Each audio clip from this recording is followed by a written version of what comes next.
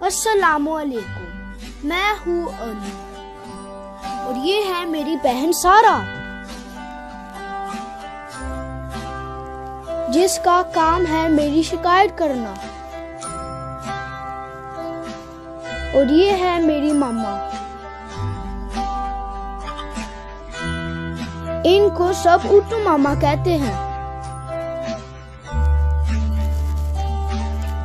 क्योंकि ये सबको उर्दू सिखाती है।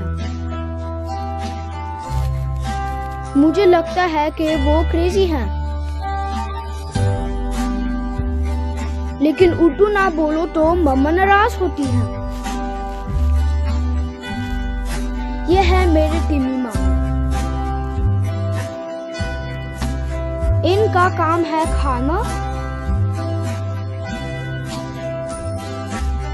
पैसे जमा करना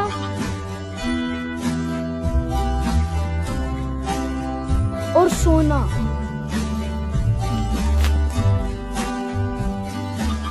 टिमी मामू कहते हैं उर्दू कोई मसला नहीं है। तो अब मैं जा रहा हूँ उर्दू मिशन पर टिमी मामू के साथ। क्या आप तैयार हैं?